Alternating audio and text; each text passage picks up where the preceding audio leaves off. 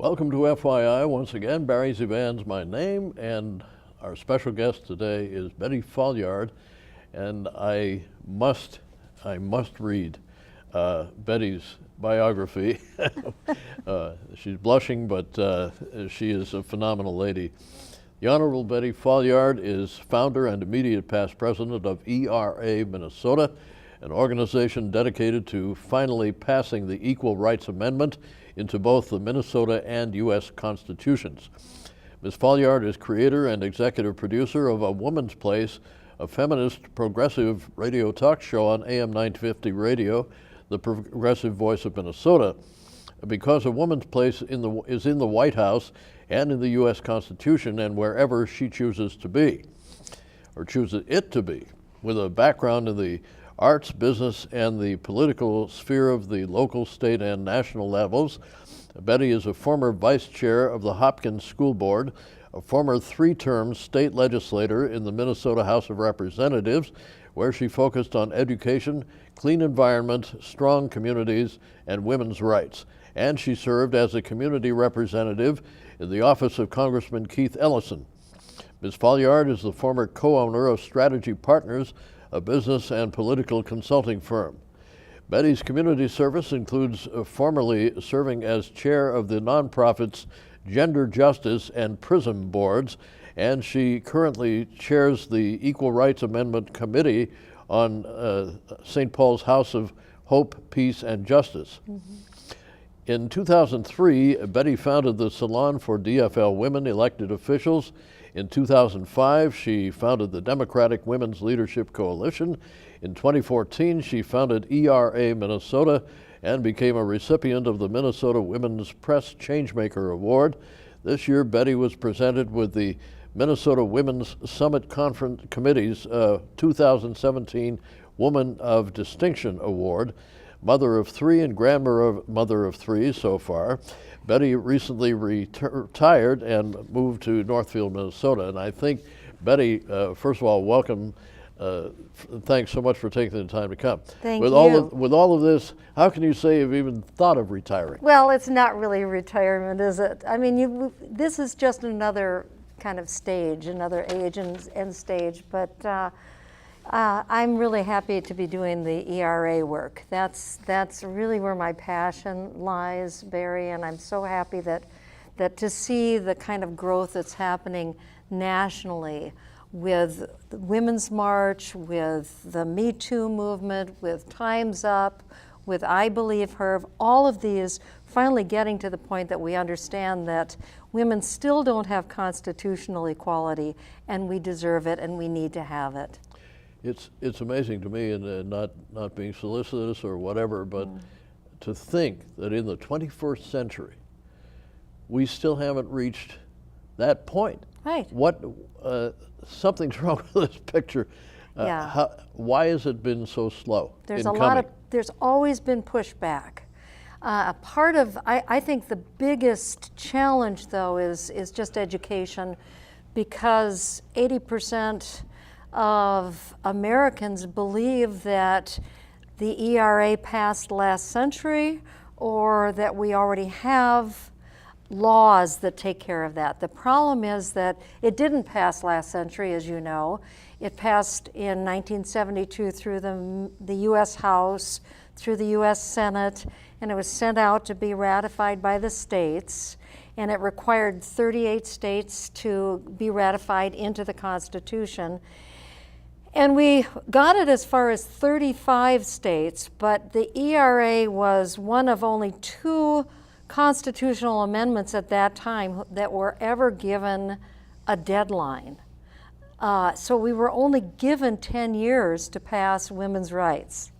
Wow. So from 1972 to 1982, they made it to 35 states. And then if you look historically at the pushback that was going on at that time, it was coming up to the end of the Vietnam War. This country was extraordinarily divided. The whole issue of Roe v. Wade got caught up in it. And Roe v. Wade was decided in 1973, I believe. And it took a toll on the country. That's when we started really getting into two camps on so many things. But so many of the issues that were described as reasons not to have an Equal Rights Amendment no longer apply. For example, Phyllis Schlafly and her Eagle Forum were saying at the time that if we were to get an Equal Rights Amendment, it would cause us to have gay marriage. Well, gay marriage is the law of the land. She said, oh, it would make women have to fight in combat. Well, women can fight and die for their country, and they still don't have equal rights. And it said, oh, well, it calls us to have unisex bathrooms. We have unisex bathrooms. None of those happened because of an Equal Rights Amendment. But we still need to have the constitutional protections against discrimination on the basis of sex in order that we don't keep on slamming up against the Supreme Court when court cases come all the way there and get turned back, which happens in sex discrimination, whether it's violence against women or pay inequity or pregnancy discrimination or the laws that discriminate against men. So there's a lot of reasons why we still need to have it. Oh my goodness, yeah. Yeah. What do you feel in the current political climate is going to happen? I think maybe I'm in the wrong subject here, but I think you're going to the United Nations soon. Yeah, well that's actually connected because I've been asked to be a Presbyterian witness as a part of an ecumenical group of people from around the world to the 62nd Commission on the Economic Status of Women. And you know, when I was in the legislature, I sat for 6 years on the Minnesota Commission for the Economic Status of Women. I've looked at the economic status of women in different parts of the world. Last year I was in India and Bangladesh with Stanford University looking at the economic status of women in those two regions, and I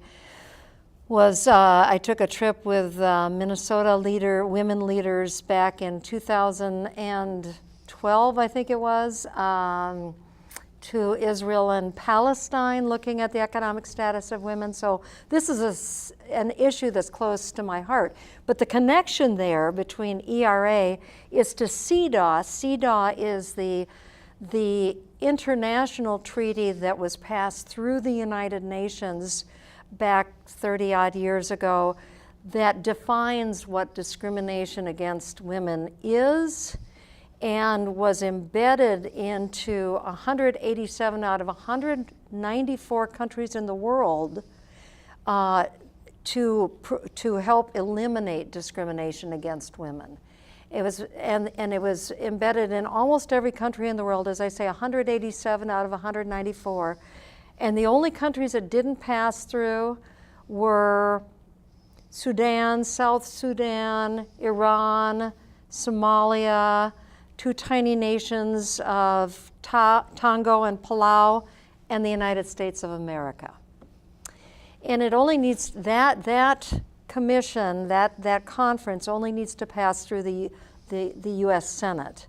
And the way that it's connected to the Equal Rights Amendment is that once we finally pass the international treaty that all these other countries in the world have passed, we would automatically be out of compliance with it because we don't have an ERA, we don't have an Equal Rights Amendment in our Constitution. Incredible. Yeah. How does that tie in, excuse my naivete, but how does that tie in with the current climate regarding sexual harassment, things of that nature? Sexual assault, sexual harassment, all are one of the issues that would be affected by an Equal Rights Amendment. Right now, it doesn't matter where you look, it seems like every time we talk about sexual harassment in the workplace, whether it's in government, whether it's in private sector, wherever it might be, that when women bring forward, women or men, bring forward a sexual harassment claim, it just goes into this black hole and disappears, and it doesn't ever get anywhere. So an example of that, I was over in December at the legislature, and we did an I Believe Her rally to support the 4 women over at the legislature who came forward and said, look, we are being discriminated against, we're being harassed in the workplace. 3 of them were legislators, and one of them was a candidate for legislature. And they actually, Erin May Quaid is one of the legislators, Representative Quaid, and she said, I brought this claim in front of a leadership 6 months ago, and nothing happened. And so it was time to rally. I got a call from a legislator recently about a case that is in Ramsey County, and it's affecting people who are women who are working in a workhouse. So they are employees of a workhouse. And they said ever since there was a change of management, there's been extraordinary sexual harassment. We spent a year trying to get something done. Nothing was done. Finally, the person who was the main whistleblower was sent home with pay, just to get her out of there so she wouldn't be a troublemaker. It had gone to the Ramsey County. They keep on knocking and knocking. And this legislator had been working on this issue for 2 years, and she said, nothing happens in it. And the reason is because we don't have the undergirding of the constitutional scrutiny that we need to have on any issues having to do with discrimination on the basis of sex. I'm wondering if it wasn't a blessing in disguise that the Harvey Weinstein things happened, even the what has been proven to come out with the Hollywood Access Hollywood tape with President Trump, et cetera, Yes. et cetera. If this didn't, some people have said, oh, this is just a blip on the radar screen. I don't think so. I've been watching, I'm kind of a news junkie, Yeah. and so I watch CNN and MSNBC and all the others as much as possible, but there's been so much conversation about the fact that this isn't going to be a blip on the radar screen. You would know the exact figure, but it's either 25,000 or 2,500 women are running for major offices around the country in the 2018 election. Do you know, every time I've looked at that number, it's gone up, and I saw the most recent number I saw was 39,000 Wow. women. I mean, it is unprecedented. Great. The number of women who are stepping forward to run for office. And we need it because, you know, you look at how are we doing on representation. One of the reasons why issues that women work so hard at don't get hearings are because of the representation around the table. You know, it's like 11 or 12% of mayors in the country or county commissioners are women. 20%, I think, nationally are legislators, only 20%. 20% in Congress, congressional representatives are women. You know, it's just, it's so low. We need to be at the table to have the issues that we care about heard. And I mean, I believe that all issues are women's issues, whether it's education, transportation, capital bonding, environment, healthcare, taxes, whatever it is. But there are certain issues that impact women's lives the most, like reproductive health care, for example, that don't get the hearing that they need unless women are at the table and making those decisions. And so we need that representation, absolutely. We're taping this at a particular time, but I watched Good Morning America this morning, and there were 2 young black ladies who are making great strides. And I think this show is called Two Dope Girls or something like that. I'm not familiar with it. I can't remember. But their explanations were universal in the fact that you have to believe in yourself, and especially as a woman. But things are emerging now so strongly for women that it's empowering It is. psychologically. Just to see women in the news. women making commentaries, 20% of women on radio, or 20% of experts in the media are women. Why is it only 20% when we have women astronauts and we have women, CEOs, and we have women doing all of these things? Why only 20%? Mm-hmm. Or how about athletes? We've got fabulous women athletes. We've got the Olympics going on right now, and our own Lindsey Vonn, who's become the best skier in the world. Ever. Yeah. And wow. That's the sad part to me, and I'm not being solicitous here, but it's really true. I feel badly that it's such an oddity to think that women can run this and can do that, et cetera. It shouldn't be an oddity. Right. From the time I was a kid, and sorry for the personal injection here, but I never thought there was a difference, except physical differences, between men and women or boys and girls. People are people, and they have brains. And it doesn't matter what you look like or whatever. Yeah. You're a human being. Right. And wow, I mean, if it was equal, the Equal Rights Amendment, yay. And the Equal Rights Amendment, anybody who doesn't know this, the Equal Rights Amendment is 24 words. It's equality of rights shall not be denied or abridged by the United States or by any state on account of sex. That's how simple it is. Wow. It's that simple. So we have legislation both at the state level and at the federal level to advance the Equal Rights Amendment. At the state level here in our legislature, and we'll be over there, I'll tell you about that in a minute, we'll be over there several times, but we have two bills. One is to ask Congress to remove the deadline on the Equal Rights Amendment. That's a resolution to Congress. And the other is a Minnesota Equal Rights Amendment. And if we were to put the Equal Rights Amendment into our Minnesota Constitution, which the governor thinks is a good idea, we talked to him, then we would be the 25th state in the nation to do so. This isn't a new idea. We didn't think this up.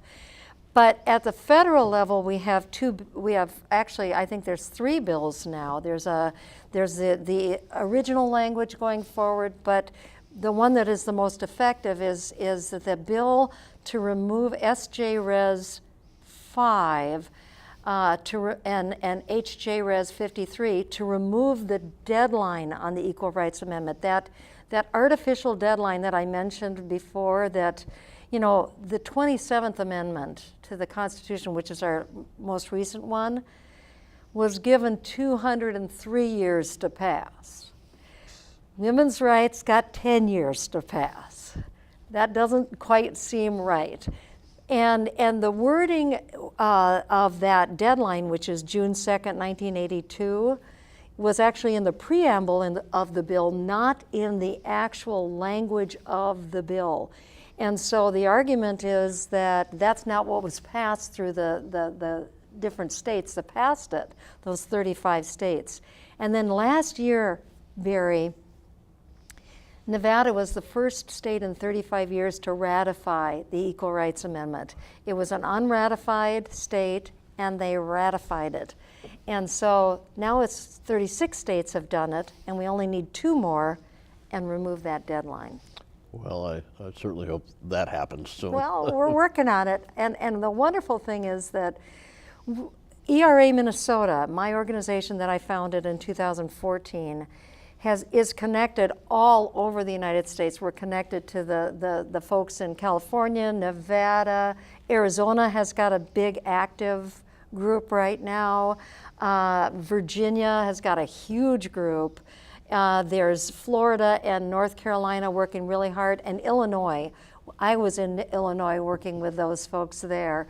And so we've got folks all over the United States working on it. And then we have national organizations, ERA Coalition in Washington, D.C., Equal Means Equal in LA. There's a few of those too. So we're working hard. What are the arguments against it? Well, one of the arguments that has been used more recently is that, it will cause abortion. Well, the Equal Rights Amendment doesn't cause abortion. And the whole abortion issue that was settled by Roe v. Wade on a different part of the Constitution.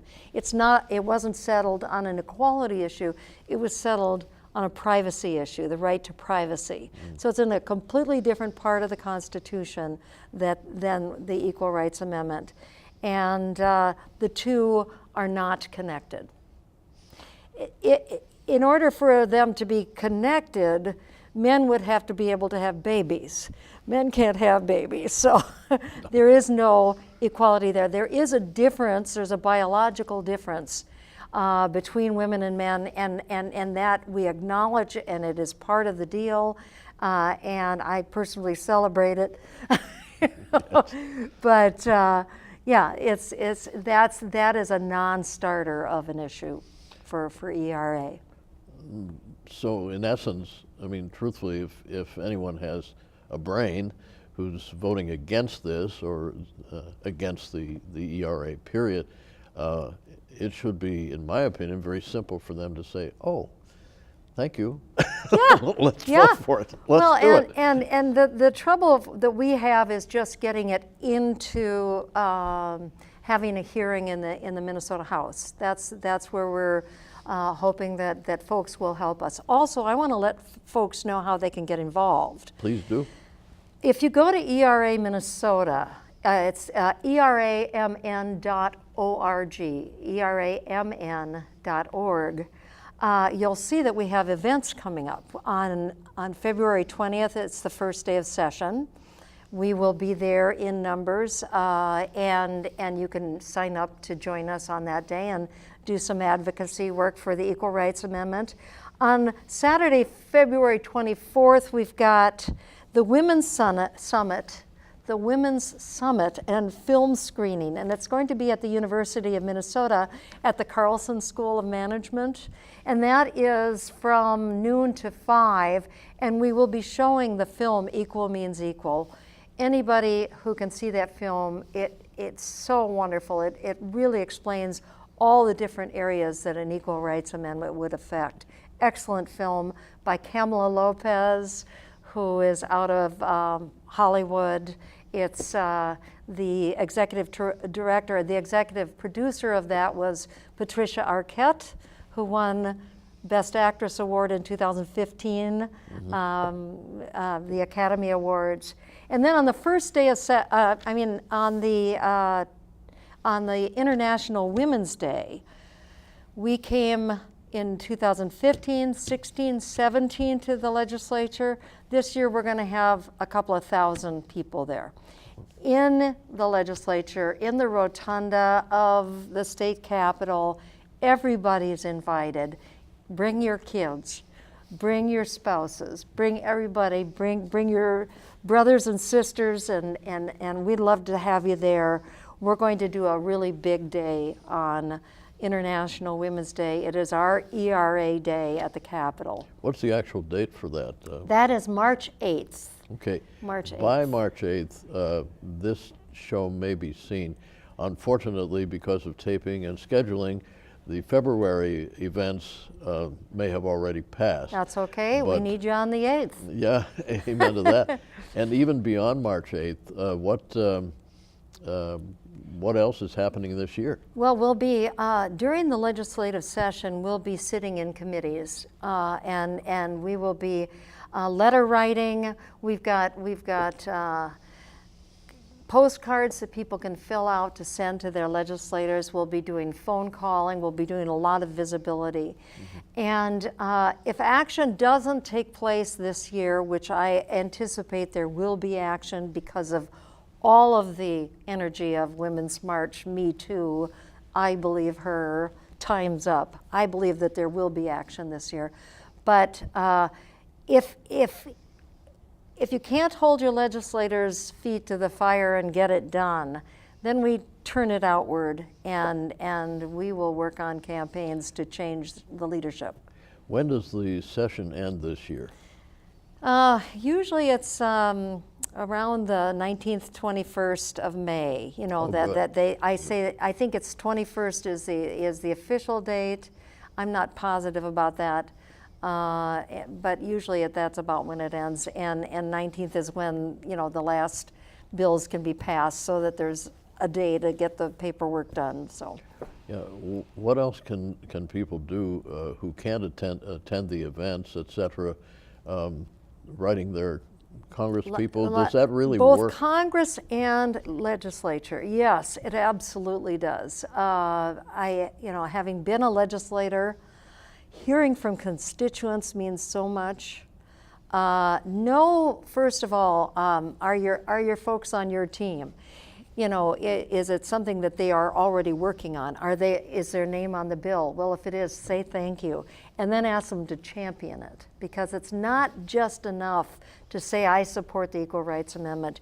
You have to champion it now. We have to all be working for it. It's kind of like, I want to say deeds, not words, with the old suffragette. There